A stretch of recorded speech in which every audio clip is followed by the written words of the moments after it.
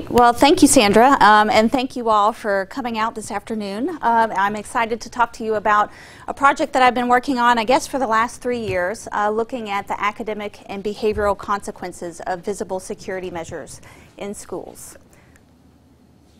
And so this is not solitary work, so I need to highlight the wonderful graduate research assistants who have worked with me on this project. So Ben Fisher and Joseph Gardella, Kasha Stanker-Fry, who most of you know, who has also been on this project, and then of course Mark Lipsey is the co-principal investigator on this project that was funded by IES.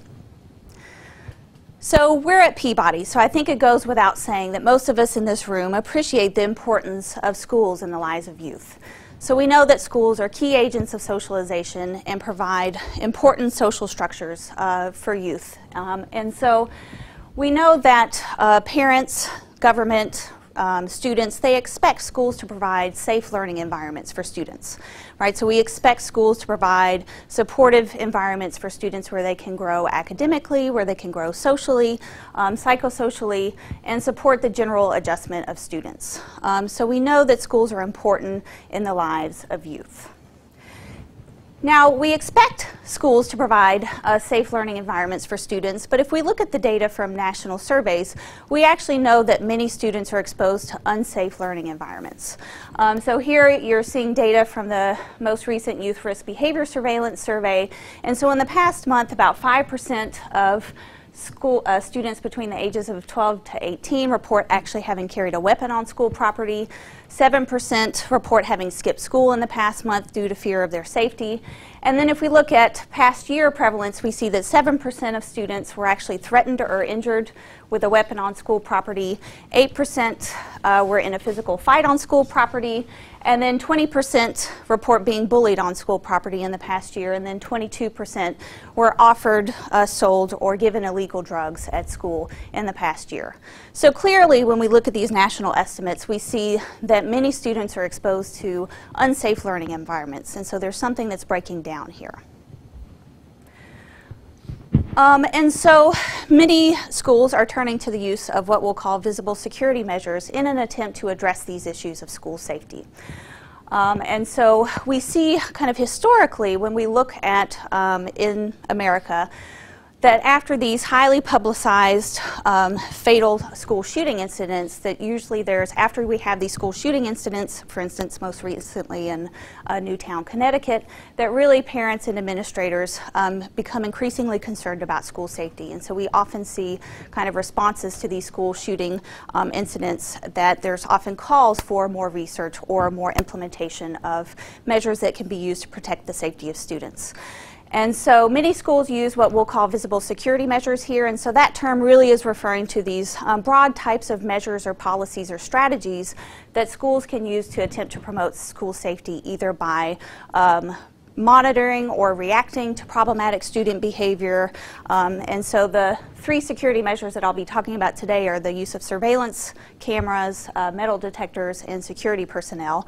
But schools use other types of security measures such as two-way radios in the classrooms, panic buttons, identification cards for students and staff. So there are lots of different types of security measures that schools are increasingly using in schools.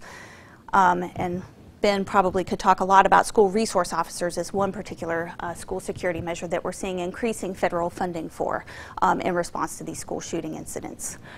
And so really as we move in the current era, some scholars have talked about school security as really the surveillance curriculum in schools. So we're sort of moving beyond the sort of pedagogical purposes that teachers and school administrators have to sort of penological control over student behavior. And so we're really seeing this shift in sort of the function and the role of schools in protecting the safety of students. So when we think about visible security measures and what effect we think they might have on student outcomes, there are actually competing perspectives in terms of what we might expect these security measures, what effect we think they might have on students.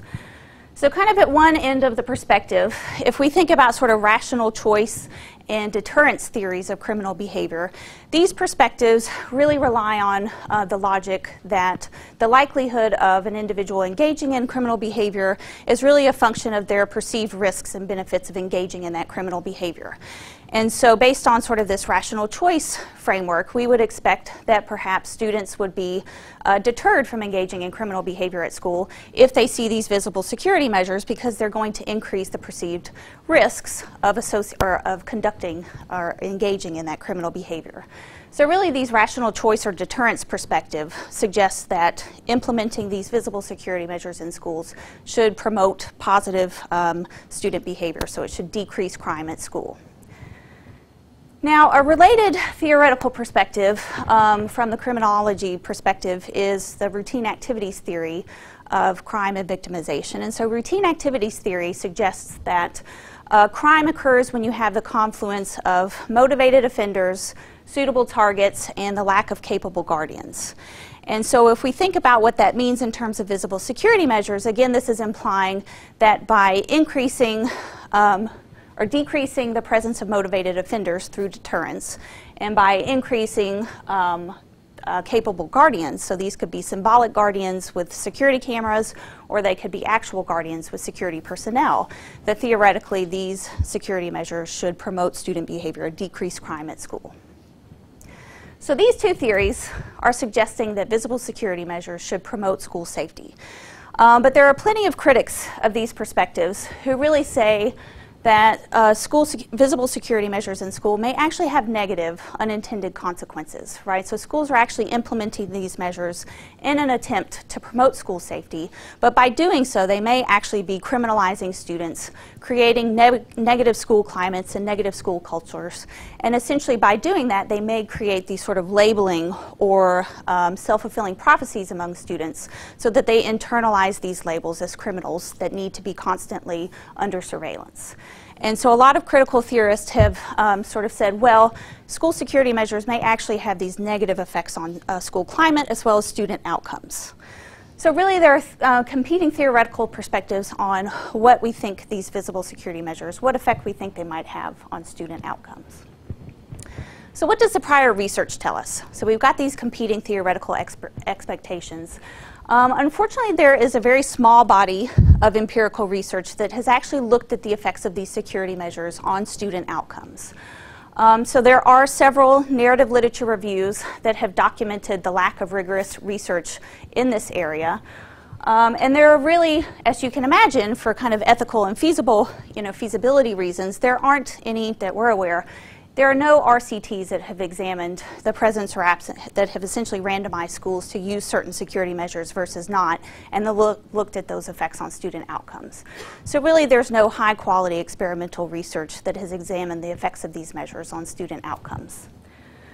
Now there are lots of quasi-experimental research design studies and correlational or observational studies, but really the findings have varied quite widely across those outcomes, and so much so that it's premature to make any conclusions about the consistency of those findings. So really when we look at the prior research in this area, we're left with kind of no clear answers. And so some of this stems from the poor quality research that's been implemented in the past, but also people tend to focus on, for instance, one type of security measure and ignore others. So for instance, there are quite a few quasi-experimental studies that have looked at the effects of security personnel, school resource officers, police officers, but many don't look at metal detectors or security cameras or the combinations thereof. So really this is a small but growing body of research literature. And I should actually pause there and say that that was actually the impetus for conducting this study in the first place, is because in recent years, again, in reaction to these highly publicized school shootings, the White House has called to devote more research monies to putting security personnel in schools, right? So we've had these things in Tennessee as well, right? We want to put police officers in schools, but we don't actually have the research evidence that supports that those are actually beneficial for student outcomes. I'll pause there in case we have any questions.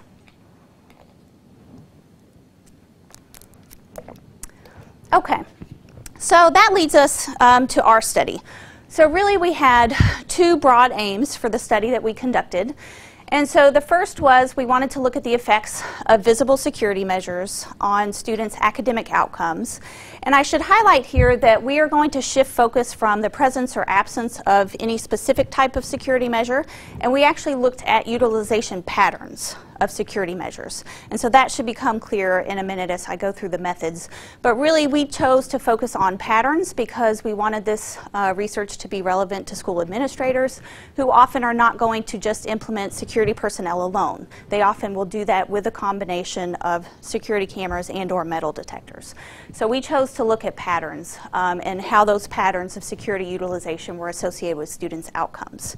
So for the academic outcomes, we looked at academic performance, student attendance, and post-secondary aspirations.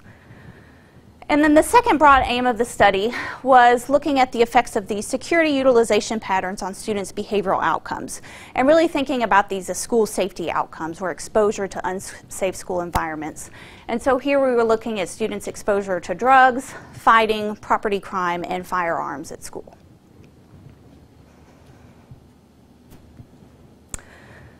Okay, so the methods for this study. So this was a study where we conducted secondary data analysis from two large nationally representative survey sources. And so just to keep you on your toes and make you confused, unfortunately the acronyms for these two surveys are very similar to each other. So the first is the SOX, the School Survey on Crime and Safety. And so this is a school level survey of principals and school administrators. And so again, it's a nationally representative sample of school administrators. And so the Department of Education conducts these surveys cross-sectionally, periodically every couple of years.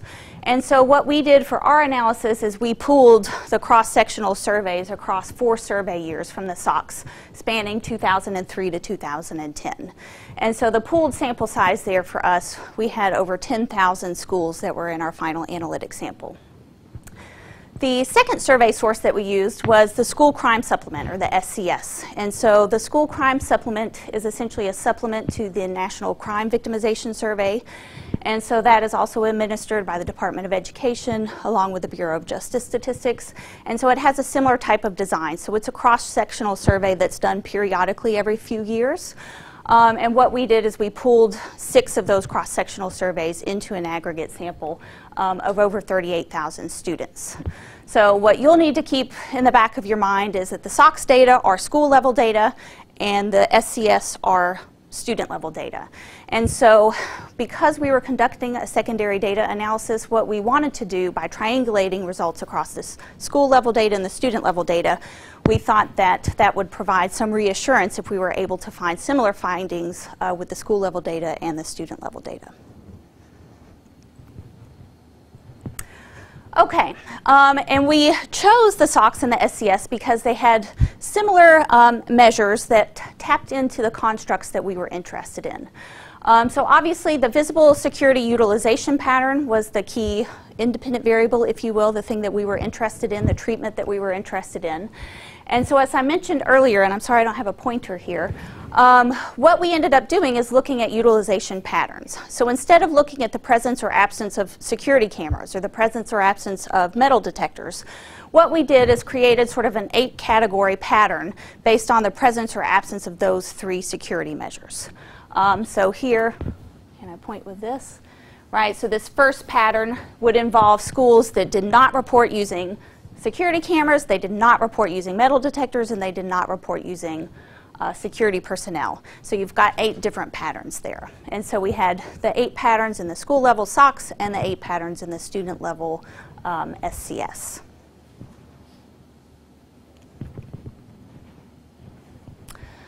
And so here, what you're seeing are the proportion of schools in the SOX and students in the SCS based on how many, the proportion that were in these utilization patterns. And so I apologize if anyone in the room is colorblind. I realized after I put together these slides that I'm relying a lot on colors. But I will try to use the green for the SOX, the school level data, and the blue for the SCS, or the student level data. And so you can see here that the distribution is somewhat similar across the school level data and the student level data. And so the most common patterns that we saw were either the use of none of these three security measures, the use of security cameras alone, the use of security personnel alone, or the use of security cameras with security personnel. And so I think it's interesting, just this graph in and of itself, because it shows that kind of the focus on the presence or absence of a single type of security measure, which is what most research has done to date, can be misleading, because really what we're seeing more commonly, is the use of cameras with security personnel. So I think we've got some added refinement that we've added to the literature by looking at these utilization patterns. Now, I do want to point out that there are some patterns that are very rarely reported, so especially the ones that involve the use of metal detectors. And so metal detectors are the most infrequently reported security measure in these data sources. And so because of that, when I report the outcome findings, for any utilization patterns that were too small to get reliable impact estimates, I won't be presenting those results because there were just too few schools in those patterns. Okay. So in terms of the academic outcomes, here's how we've measured those three academic constructs in the school level data and the student level data. So again, the exact operational definitions and measures will vary across the two data sources, but we chose these two data sources because they tap into these same underlying constructs.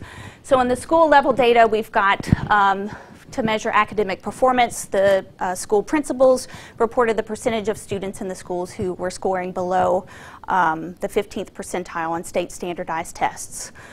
For attendance, we've got school level daily attendance rates, and then for post-secondary aspirations, the administrators reported what percentage of the student population in their school they felt would be attending post-secondary school. For the student level data, we've got students' self-reported grades in the past year to measure academic performance.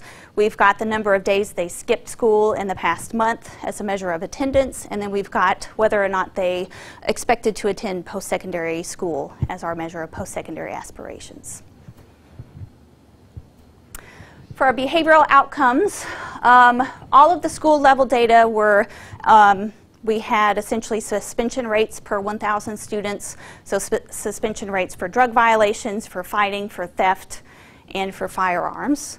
And then the school or the student level data, we've got students' perceived availability of drugs, the number of times they were in a fight in school, whether they had been a victim of property victimization at school, and then whether they knew about students bringing a gun to school. So again, different measures across the samples, but they're representing the same underlying constructs. Okay, so in terms of our analytic strategies, so we use generalized linear modeling to look at the effects of these security utilization patterns on the academic and behavioral outcomes of interest. And so I'm not going to show you those regression models. I'm going to show you the results, the adjusted results from those models. We use multiple imputation to handle missing data in the data sources. We had to adjust for the complex survey designs in the analysis, and so most of that's kind of technical stuff most of you don't care about. So I'm not going to talk about that, but if you have questions, I'd be more than happy to go into more depth. The thing that I think you do care about really is this issue of, okay, you're conducting a secondary data analysis, you're not using a randomized control trial, so what can you do to address the issue of confounding, right? Because we know that schools that use certain types of visible security measures are probably systematically different than those who are using other types. And so in a quasi-experimental design like the one that we've used, we have to be really sensitive to these baseline differences across the utilization groups because all of the issues of selection bias that come into play in this kind of design. So to address for these selection biases and try to control for that potential confounding, we use propensity score methods in an attempt to equate the schools and the students across the groups. Yeah, I could talk a lot about this. There were some very interesting and challenging things that we had to deal with using these data. because essentially we had an 8-category intervention variable, so we had to use generalized propensity scores. Add on top of that very large sample sizes, multiply imputed data.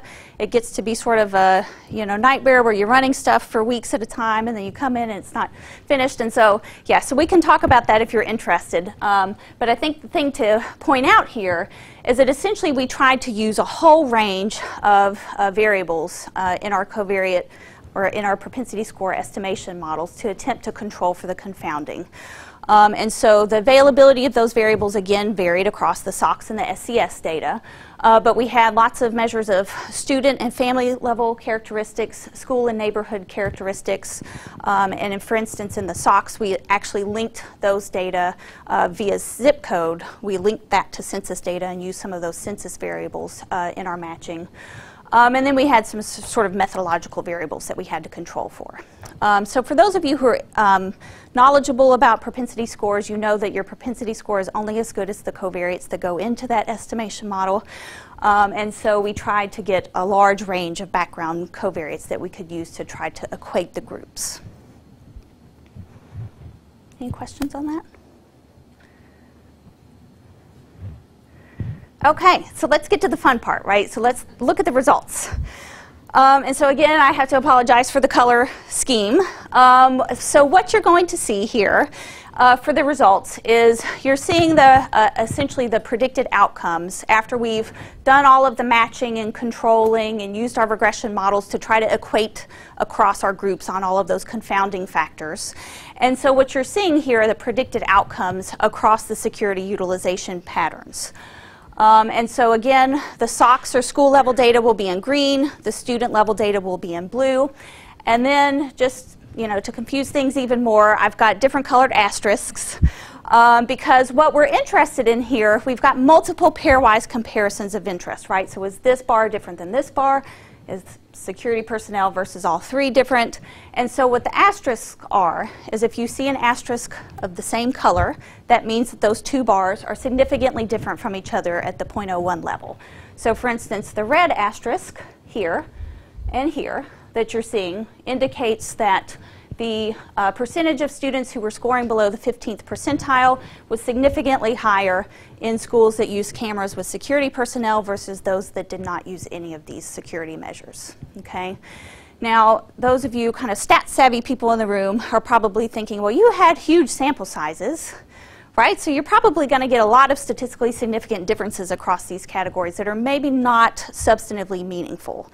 So I will sort of tell you what the effect size magnitudes were of the clinically meaningful or substantively meaningful ones, because sometimes we're going to see differences across these categories that really, at the end of the day, are very minuscule in terms of the effects.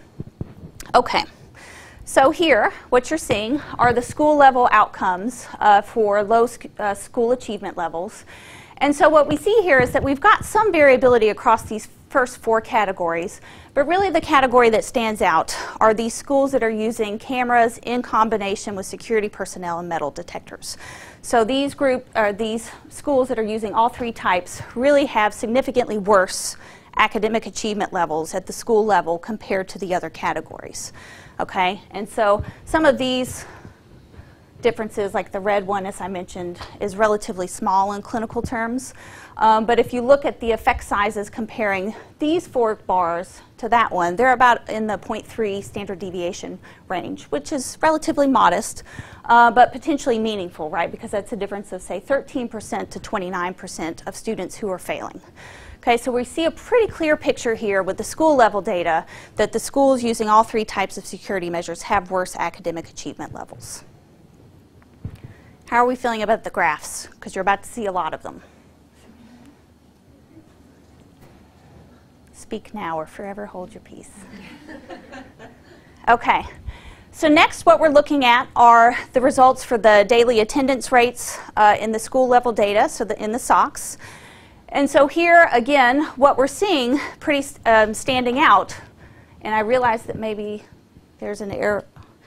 I think maybe it's getting scrunched up on this slide, but it's on that computer monitor. But essentially what we found here is a very similar pattern, that the schools that are using all three types of these security measures have significantly worse attendance rates compared to the other types of schools.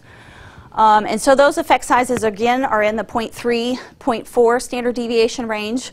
And so that's, a difference of, I think, and I can't see my notes on this computer, I think that's a difference between, I think, 86 to 92% daily attendance rates. Okay, so it's a modest effect, but again, we're seeing that the schools using all three types of these security measures have worse attendance levels. Here we've got the post-secondary expectations, and so again, this is from the school level data, and so what you'll notice here is really similarity across the board. Okay, so we found no evidence that there were differences in the school level post-secondary aspiration rates across the schools using the different patterns of security measures. Okay, so now we're blue, so these are student level data. And so for the student self-reported grades, we did see some differences here where the students who reported only having security personnel in their schools reported slightly lower GPA in the past year. When you actually look at the effect size magnitude, these are peanuts. I think they're like 0.06 for a standardized mean difference effect size, which is about a 0.03 to 0.04 difference on the 0 to 4 GPA scale. So it's teeny. Okay, so these significant effects that we're seeing across the categories here really, I would say, are not very substantively meaningful. So in the student level data, we're not seeing evidence of differences in the achievement levels across the utilization groups. For truancy, you might be thinking, why in the world did I make my y-axis like I did? But I actually did that on purpose because I didn't want to shrink the y-axis so then all the small differences that we're seeing here would be magnified. And so I purposefully put the day skipped on the entire range of the axis so that you could see here that even though we've got some significant differences across these categories, in the grand scheme of things, when you think about them substantively, they're actually relatively small differences. And again, around a 0.1 standard deviation difference across the groups. So we did see some indication that truancy rates were higher in the schools that had security personnel alone or metal detectors with security personnel, but those effects were very small and I would say not clinically meaningful. Then finally, for the academic outcomes for the post-secondary aspirations, here these are the predicted probabilities of students reporting wanting to go to post-secondary school. And so here we did see some significant differences, and really the most notable were this small group of students in schools using cameras with metal detectors having lower post-secondary aspirations. And these effects were somewhat modest. So essentially the odds of wanting to go to college were about 1.5 times higher for these other groups relative to this small category. But I would say, and when you look at the sort of percentages, again, it's going from about 82% to 93%, that those may not be clinically or substantively meaningful. Okay, so let's talk about the behavioral outcomes.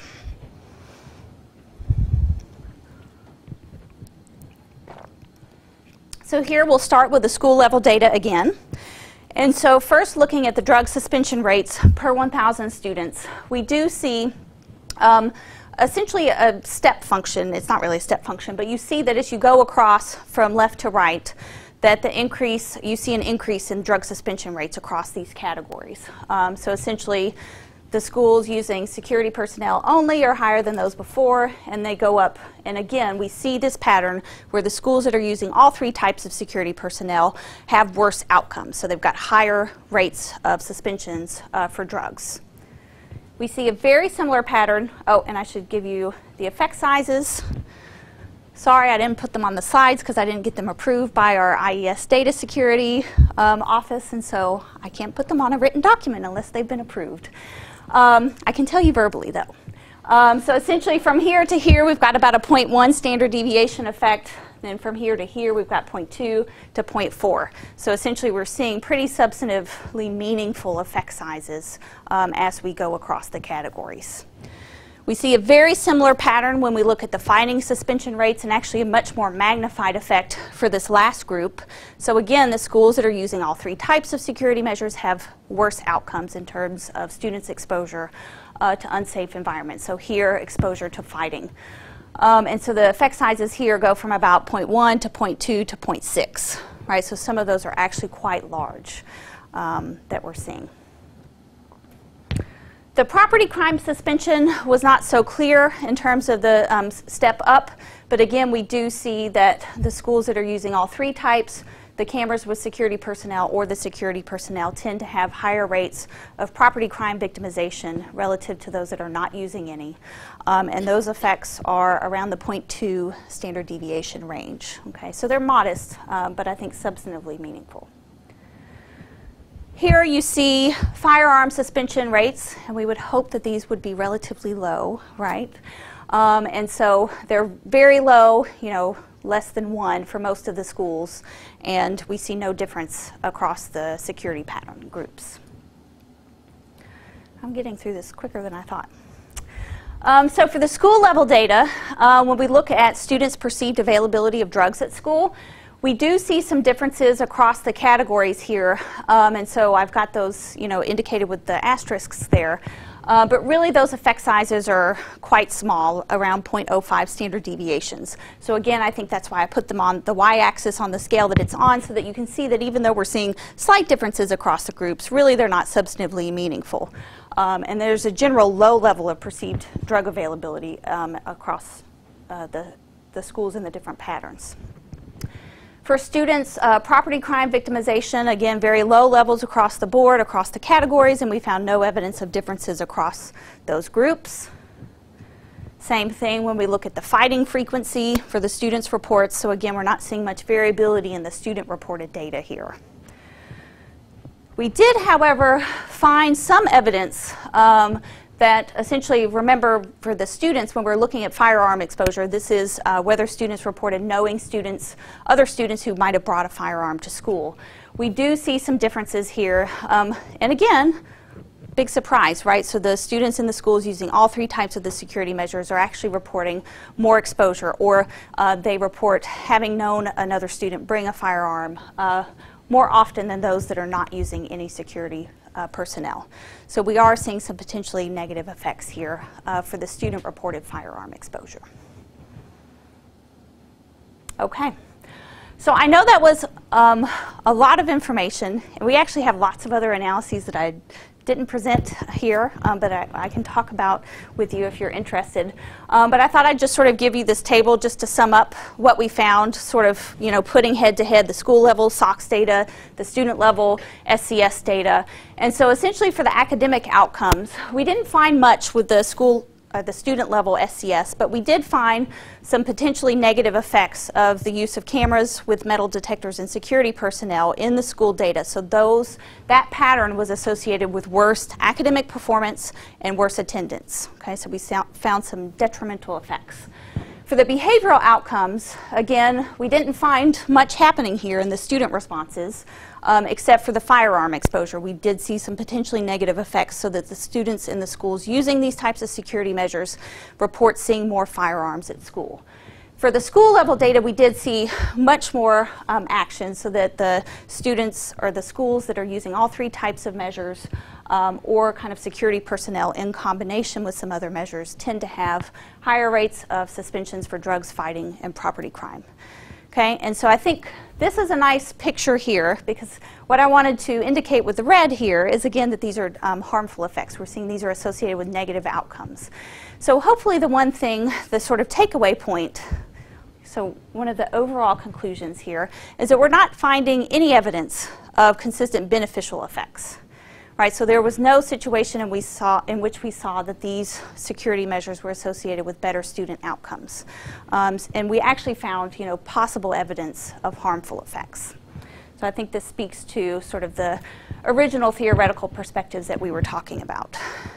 Now, I think in terms of implications, when we think about the academic outcomes, and actually for the behavioral outcomes too, the one finding that was really standing out was this group of schools that were using all three types of security measures, right? And so when we look in the school level data, this is about 100 schools in our data set, and so this is kind of what we think might be these sort of hyper-securitized, really schools with heavy surveillance. And so what is it about these schools, you know, that's causing these negative effects? And so I say that because, you know, we've used these propensity scores in an attempt to try to control for all the differences between these categories of schools. But in some work that Ben and Kasha have been doing, they've essentially been using latent class analysis to try to predict the characteristics of the schools in these different categories or in these different utilization patterns. And what we're seeing is that the schools that use more of these security patterns do tend to be high schools. They tend to have higher proportions of racial and ethnic minority students, higher proportions of low socioeconomic students. They tend to be located in the South. So there are some kind of structural characteristics about these schools. Even after we've, you know, tried to control for all of these things, we're seeing these differences in effects and these negative effects. And so that has some important implications in terms of racial disparities, in terms of school discipline, and what that means in terms of student outcomes. Now, I did not present these results in the slides, but I should say that we've done some essentially moderator analyses to look and see whether the effects that I've just presented to you, whether they vary across different school contexts. And so we did find some evidence that these negative effects on academic outcomes were worse. They were magnified, so these detrimental effects were magnified in schools with higher proportions of low SES students. And so that's really troubling in terms of the implications there, in terms of disproportionate effects on low SES students. The same thing when we look at behavioral outcomes. So again, we're seeing these potentially negative effects in these hyper-securitized schools.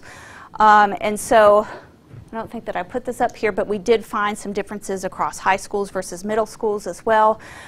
So this has some important implications in terms of where we're going and in terms of equity, in terms of school discipline and school policies. Now, I think probably what a lot of you are thinking is, okay, well, how can we actually draw any conclusions about these school security measures causing these student outcomes, right? This is secondary data. We used a quasi-experimental design where we tried to control for confounding, but it's cross-sectional data. We don't have longitudinal data. And so that's really kind of the big flaw in this design, is that we can't actually make statements about these security measures having caused these student outcomes.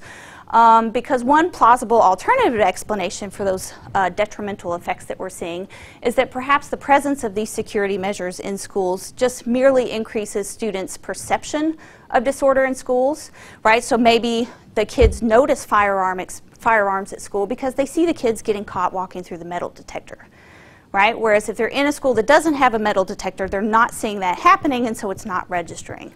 So some of the differences that we're seeing here could be differences in students' perceptions of what's actually happening, and student awareness of what's happening, right? Same thing with security personnel, you know, arresting kids or finding kids with drugs at school could then increase these detection rates. So it's not clear, and we can't make those statements based on this study in terms of whether these are actually causing, whether these are causal relationships. I think an important thing to think about, though, is that really we chose this research design given the sort of ethical and feasibility implications or limitations of conducting a randomized control trial. And I think given the evidence of possible harm, we are not really comfortable in terms of recommending future research studies use randomized trials to implement certain security measures because we're seeing possible detrimental effects. Now, something that Ben Fisher brought up based on sort of his dissertation research is the possibility of perhaps, you know, doing randomized control trials where you withhold certain security measures, right? So you're not introducing them necessarily, but perhaps by taking away certain security measures, you might promote student outcomes. And so that might be sort of an innovative way to get around some of these ethical issues in conducting future research studies.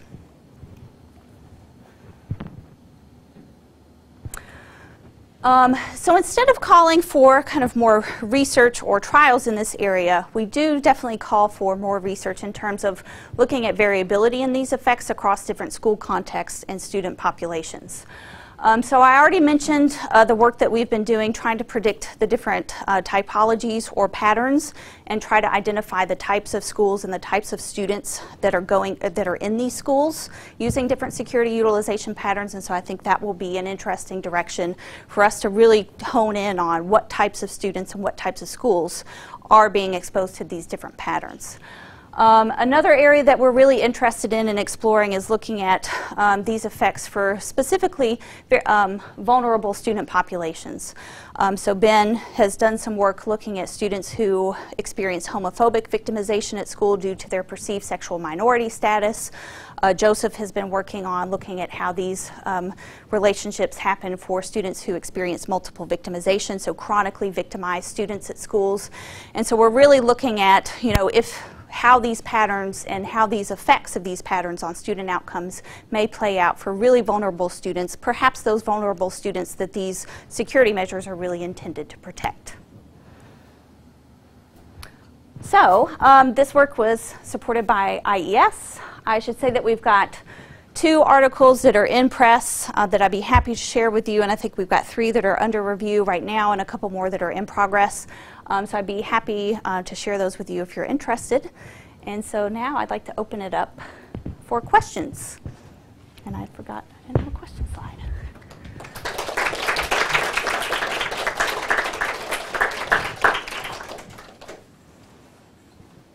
Yes, Chris. Thank you for the presentation, first of all. It's I think, an important topic, very relevant to current policy. I'd love to hear you speak a little bit more about the differences across the 2 data sets, because it seems striking to me that we see these consistent results for all 3 of these security measures in one data set, and then kind of absent almost entirely in the other data set. And particularly, you know, we often think that kind of student level data is the better data, perhaps. So maybe if you have some kind of musings as to why you find this effect in one and not the other. Yeah, and just to repeat it for the video, essentially the question is any kind of speculations or reasons to hypothesize why we found the differences across the school level data and the student level data. So one explanation that I think is pretty compelling is that the student level responses may not be terribly accurate. Right? And so if we think about surveillance in the lives of students, so many students are so used to being constantly monitored that they may not even realize that there are security cameras in the schools. And so that could be one plausible explanation. And I think it was funny when we started this project, Kasha said to me, well, yeah, it's like the cameras that we have at PRI. And I said, we have cameras at PRI? Like just because it's such a normal part of your daily you know, activities that you just become oblivious to the fact that those are there. And so I think, you know, the student level responses, there could be some issues there in terms of the accuracy of those responses, whereas I guarantee you the school administrators know for a fact if they've got security cameras or metal detectors, because those are expensive in security personnel. So I think that could be one of the reasons that we're seeing the differences. Another reason that we could be seeing the differences is really if you look at sort of the level of measurement and variability in those student outcomes, we do see less variance in those student outcomes versus the school level data is a little bit more refined in terms of having those suspension rates. So that's another plausible explanation. Can I follow up on Absolutely. With that kind of first hypothesis, right? If I'm understanding right, kind of the theory correctly, part of it is that the reason that this could have a detrimental impact to me as a student is because I see these things and I internalize it. But it's kind of sounding like you're saying, well, wait a second, maybe students are just oblivious to these things even being there. So does that contradict? Yeah, and I think the obliviousness could be more with the security cameras, less so with the metal detectors and the security personnel. So especially when we look at the research that's used qualitative analyses to go in and do in-depth interviews with students, that you find, especially for specific populations of students, they find the police officers and the security personnel especially off-putting in many situations. And so I think there might be certain security measures who may be more or less visible to the students. Yeah, but I think that has important implications in terms of where we go with the criminalization hypothesis. And again, we can't maybe talk about visible security measures, but perhaps the patterns of those is a more useful way to think about them. Yeah. Yeah, Bethany. Years, can individual schools be represented in more than 1 year? Okay. Yes. So the sorry. Well, there's kind of okay. Yes. So if so, did you see any difference in schools in the security measures they used throughout the years? And did you guys look at changes that may have occurred? Say they just used cameras and then they added metal detectors. Is that something? So the question was, did we have longitudinal data? And so the answer is no. So these were cross-sectional surveys, and so there is a very small probability that the same school might have been represented in more than one wave, but it's a very small probability given the national sampling design. And so we did talk extensively with the folks at the Department of Education and Institutes of Education Sciences, and they gave us the exact numbers, and it was very small. So we couldn't actually do any meaningful longitudinal analysis over time. But I think that is a very important direction, especially when we want to look at these effects and try to make some stronger causal inferences, to look at some longitudinal data. Now, does the ELS data, I'm looking at you 3, 4, because I know that you're working with that data set, because that's a longitudinal study. Does that have security measures in it? But it's student level, right? It's school level. Student level data, but it's an administrator principal interview that answers about security measures. But you only see students in 10th and 12th grade, so you're following students longitudinally. Okay. So that might not be the data set to look at. But I'm thinking there might be some other longitudinal ones that could address some of these issues. Yeah. Yes? Is there any data in the school level surveys about how long they've had the security measures in place? No, there's not. And I think, again, we're sort of coming to this sort of need and desire for looking at these effects longitudinally, but there's not. But that's not to say that that isn't important. So we have lots of information about other kinds of security and surveillance policies and school policies and practices, but nothing about sort of timing or how long they've been implemented at the school. But I can imagine that that would have, that might be pretty important, not only for this, especially if you looked at the schools that just had implemented them, right? Because they're probably the schools that were reacting to a specific event at that school. And I'm thinking maybe even the ones that didn't just implement, the ones that this has become like mainstream, and so it's almost more comparable to another school where it's just kind of mainstream that this is how it is, versus there having just been some shift that implies that something else happened. yeah, absolutely. And I think for Ben's dissertation work, you're going to be looking at school resource officers in Tennessee, and you're trying to collect that kind of longitudinal data, right, so that you might be able to tease apart some of these things. Fingers crossed. Yep. Beth. Is there any kind of exogenous variation, for example, in funding that might help you say, well, what kinds of schools have this or don't? Because, you know, the causality issue is the critical one here, and if it's in response to an incident, you see mostly the same predictors in your propensity score kind of before and after. But if there's, you know, if there was some funding to create more of this. Yeah, I completely agree. I think that would be a really interesting variable to look at, but we don't have that in the SOX. But actually, all of these things are good because, you know, we're talking to IES and we can sort of tell them, hey, in the next SOX, perhaps you maybe should add some of these items. So I will definitely take that under consideration and let them know. So unfortunately, we don't have that data, but I completely agree that that would be critical to look at. Sandra? I was going to ask the same question. I have another one, too. Because it occurred to me while you were talking that maybe these, you know, security measures are a consequence rather than a cause.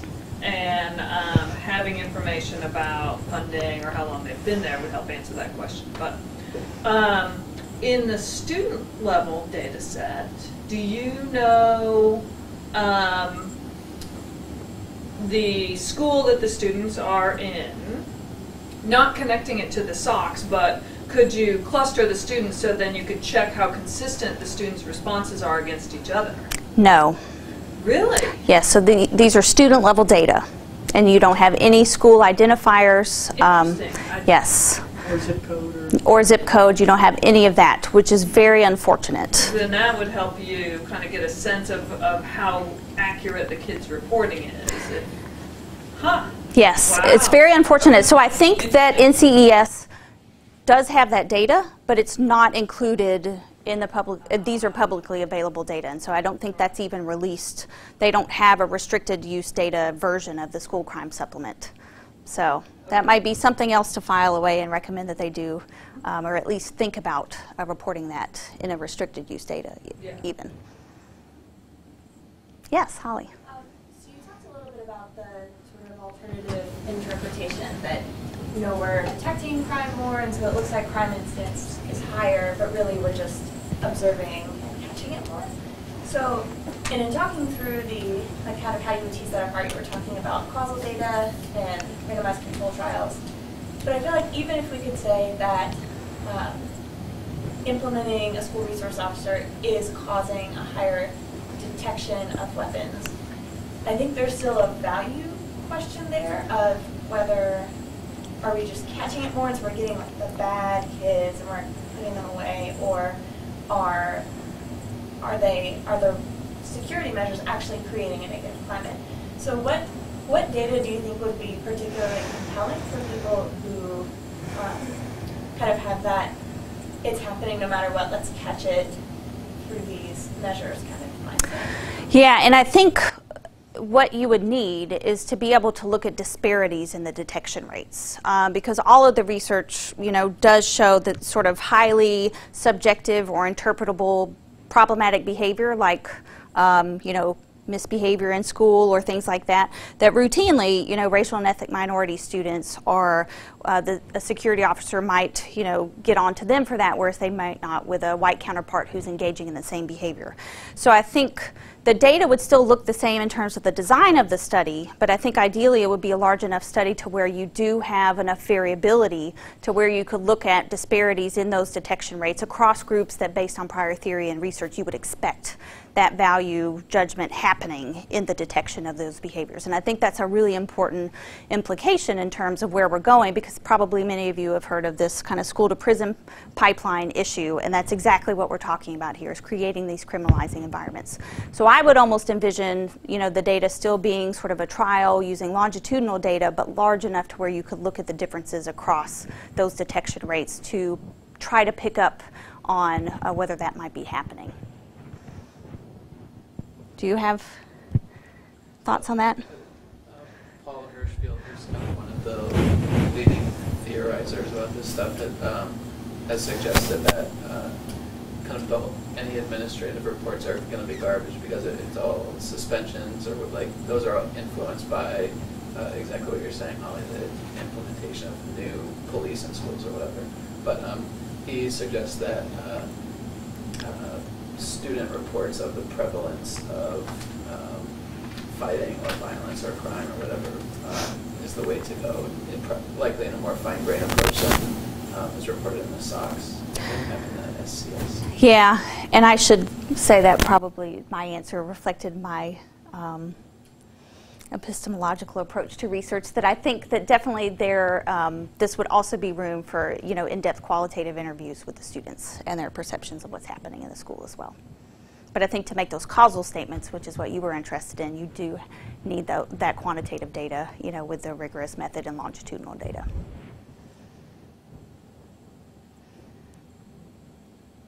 Other questions?